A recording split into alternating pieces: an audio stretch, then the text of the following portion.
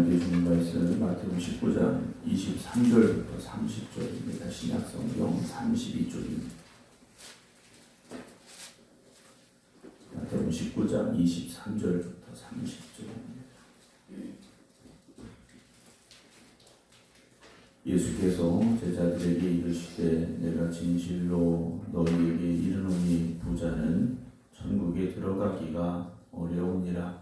다시 너희에게 말하노니 낙타가 바늘기로 들어가는 것이 부자가 하나님의 나라에 들어가는 것보다 쉬우니라 하시니 제자들이 듣고 몹시 놀라 이르되 그렇다면 누가 구원을 얻을 수 있으리까? 예수께서 그들을 보시며 이르시되 사람으로는 할 수 없으나 하나님으로서는 다 하실 수 있느니라. 이에 베드로가 대답하여 이르되 보소서 우리가 모든 것을 버리고 주를 따라 싸웠네. 그런즉 우리가 무엇을 얻으리까? 예수께서 이르시되 내가 진실로 너희에게 이르노니 세상이 새롭게 되어 인자가 자기 영광의 보좌에 앉을 때 나를 따르는 너희도 12 보좌에 앉아 이스라엘 12지파를 심판하리라. 또 내 이름을 위하여 집이나 형제나 자매나 부모나 자식이나 전토를 벌인 자마다 여러 배를 받고 또 영생을 상속하리라. 그러나 먼저 된 자로서 나중되고 나중된 자로서 먼저 될 자가 많으니라. 아멘. 할렐루야. 기도하며 새롭게 일주를 시작하는 여러분들의 삶 가운데 하나님의 크신 은혜가 함께 하시기를 주님의 이름으로 축원합니다. 온라인 함께 예배드리고 계신 김종명 장로님, 신재수 권사님, 박성준 권사님, 한상훈 권사님, 안친환 권사님, 박사명 권사님, 김영호 권사님, 호국자 권사님, 박용료 권사님, 양재순 권사님, 김건욱 권사님, 최석희 권사님, 안기욱 장로님, 정창희 장로님, 김성자 권사님, 김명환 권사님, 김진예 성도님, 박지원 집사님, 이인숙 권사님, 이송배 권사님, 김신남 집사님, 이봉춘 목사님 주님의 이름으로 축복합니다. 주님께서 계속 제자들에게 말씀을 이어가고 계신데요. 오늘 제자들에게 내가 진실로 너희에게 이르노니 주님께서 진실로 또는 진실로 거듭 말씀하실 때에는 또 진실로라고 말씀하실 때는 정말 중요한 그런 내용으로 우리가 생각하면서 말씀을 읽을 수 있어야 되는데요. 부자는 천국에 들어가기가 어렵다라고 말씀을 하십니다. 이 말씀은 어제 드렸던 바로 그 위에 부자 청년의 상황이 이어지는 말씀인데요. 예수님께서 어떻게 해야 내가 영생을 얻을 수 있겠습니까? 물어나왔던 그 부자 청년에게 21절에 이렇게 말씀하셨죠. 네가 온전하고자 할진대 가서 네 소유를 팔아 가난한 자들에게 주라. 그리하면 하늘에서 보화가 네게 있으리라. 그리고 와서 나를 따르라 하셨을 때 이 청년이 어떻게 합니까? 내가 영생을 얻으려면 그렇게 하겠습니다 라고 말했어야 되는데 재물이 많음으로 이 말씀을 듣고 근심하며 갔다라고 되어 있습니다. 주님 말씀하신 건 너 재산 다 없애라 이 말씀이 아니라 네가 지금 의지하고 있는 그 재물이 너의 주인이다. 그 주인의 자리에 하나님이 계셔야 된다 말씀을 하신 겁니다. 오늘 우리가 돈이 많으냐 적으냐의 문제가 아니죠. 내가 통장에 잔고가 100만 원이 있든 100억이 있든 그것이 중요한 것이 아니라 그 돈이 나의 주인이냐 하는 문제 앞에서 우리가 이 청년과 같이 뒤돌아서는 발걸음이 되지 않아야 된다는 겁니다. 부자는 왜 천국에 들어가기가 어려울까? 그 돈을, 그 재물을 하나님보다 더 의지하기 때문이죠. 사실 돈은 내가 내 돈이고 내가 통제할 수 있다고 생각할 수 있게 만듭니다. 이게 착각이죠. 우리가 돈이 주인이 되다 보면 우리가 돈을 통제하는 것이 아니라 돈이 우리를 통제합니다. 우리가 그렇게 바뀌고 만다라는 거죠. 그리고 어느 정도의 재물을 가지게 되면 하나님 없이도 살 수 있다라는 착각을 하게 만듭니다. 그래서 이 재물이라는 것은 결국 내 마음의 주인의 자리에, 내 마음의 그 왕좌에 하나님이 계셔야 되는데 하나님을 밀어내게 되고 그것으로 만족하게 되고 그것이 나를 지켜줄 것 같은 생각을 가지게 만든다라는 겁니다. 오늘 주님께서 이렇게 말씀을 하셔요. 24절에 다시 말한다 그래요. 낙타가 바늘기로 들어가는 것이 부자가 하나님의 나라에 들어가는 것보다 쉽다 말씀하십니다. 낙타가 바늘기로 들어가는 것은 불가능한 일입니다. 이건 할 수 있고 될 수 있고 가능한 일이 아니라는 거죠. 그런데 부자가 하나님의 나라에 들어가는 것은 낙타가 바늘기로 들어가는 것보다 더 어려운 문제라는 거죠. 주님께서는 왜 이렇게 강하게 말씀하고 계실까라는 겁니다. 사람은요, 불안할수록 돈을 더 모으려고 합니다. 요즘 금값이 상당히 올랐지 않습니까? 왜 금값이 올라가겠는가라는 거죠. 살려는 사람이 많으니까 그 값이 올라가는 거죠. 만약에 어느 날 뉴스에서 나옵니다. 금을 가지고 있으면 암에 걸려다 죽는다. 만약에 그런 뉴스가 나오면 금값이 어떻게 되겠습니까? 다 갖다 버리겠죠.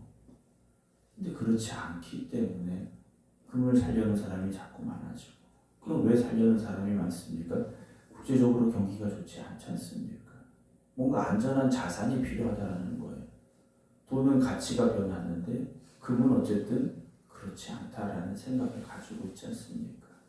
그래서 정말 상황이 안 좋아져도 그때 나를 지켜줄 수 있는 가치, 그것이 금이다 생각해서 아주 금을 전략적으로 모으는 나라들도 있다라는 뉴스도 나오고요. 그러니까 우리가 금을 많이 모아준다고 천국에 가겠습니까? 그렇지 않다라는 거죠.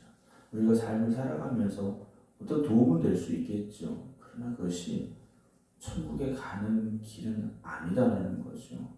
사랑하는 성도 여러분, 세상 사람들은요, 불안하기 때문에 더 많이 모으려고 하고, 많이 모아서 쌓아놓으면 그것을 잃을까 또 불안해지고, 여러분 결국 하나님께 맡겨야 됩니다.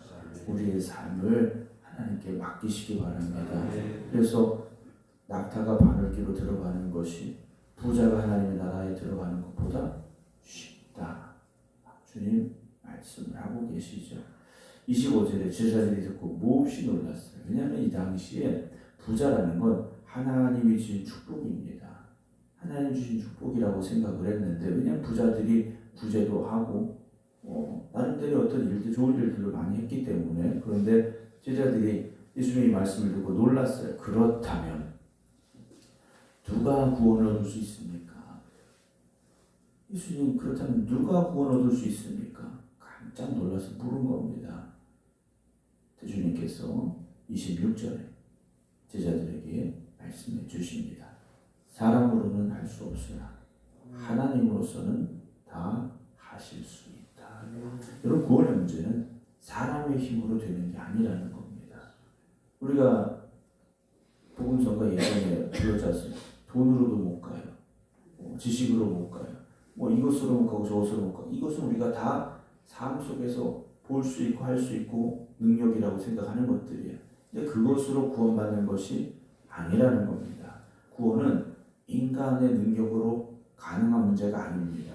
구원은 또한 우리가 뭔가를 더 노력해서 얻을 수 있는 문제가 아니라는 겁니다.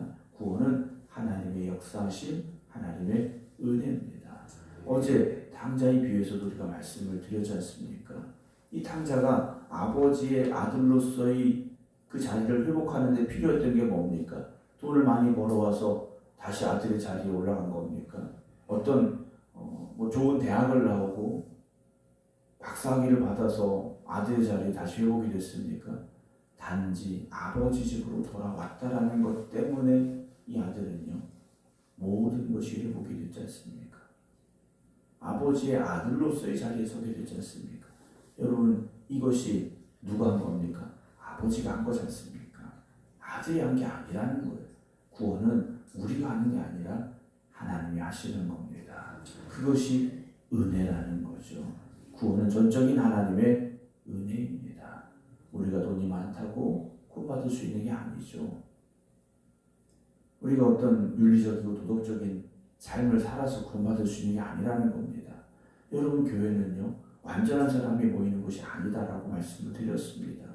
우리가 남들보다 더 완전하고 남들보다 더 의롭고 남들보다 더 윤리적이어서가 아니라 당자처럼 아버지 집으로 돌아왔기 때문에 우리가 하나님의 자녀의 자리를, 그 자녀의 권세를 하나님께서 주셨다라는 거죠. 거기에 필요한 것이 무엇이었습니까? 예수 그리스도의 십자가, 우리의 죄를 대속하시기 위한 속죄의 어린 양의 피가 필요했더라는 것이죠. 사랑하는 성도 여러분, 우리가 나 같은 사람이 교회 가서 뭐해? 나 같은 사람은 천국 못 가. 여러분, 그런 사람은 단 한 명도 없다라는 거죠. 왜냐하면 우리가 하는 게 아니지 않습니까? 하나님이 하시는 거죠. 하나님 앞에 나아가는 순간 은혜는 시작이 되는 겁니다. 오늘도 이 새벽 그 은혜 안에 거하는 여러분 되시길 주님의 이름으로 축원합니다. 27절에 예수님의 말씀을 듣고 베드로가 이렇게 말씀을 드려요. 보세요, 예수님 보세요. 우리가 모든 것을 버리고 주를 따랐습니다. 그런즉 우리가 무엇을 얻겠습니까? 라고 베드로가 예수님께 말씀을 드립니다. 베드로는 어떤 사람이었습니까? 어부였습니다. 주님께 나를 따르라 하셨더니 배도 버려두고 가족도 버려두고 주님을 따라온 사람입니다. 정말 베드로는요, 모든 걸 다 포기하고 예수님 따라온 사람이에요. 반면에 어제 말씀드린 부자 청년은 어땠습니까? 그 물질 때문에 근심하며 돌아간 사람이었다는 거죠. 그럼 베드로나 주님을 따르고 있는 이 제자들의 생각이, 이들의 마음이 어떻겠습니까? 야, 그럼 우리는 손해본 거 아니야? 우리는 무엇 때문에 주님을 따르고 있지? 여러 가지 많은 생각이 나오게 되겠죠. 그래서 베드로가 물어본 겁니다. 우리는 무엇을 얻을 수 있겠습니까? 28절 예수님께서 베드로에게 말씀해 주십니다. 내가 진실로 너에게 이르노니 세상이 새롭게 되어 인자가 자기 영광의 보좌에 앉을 때 나를 따르는 너희도 12보좌에 앉아 이스라엘 12지파를 심판하리라 말씀을 하시죠.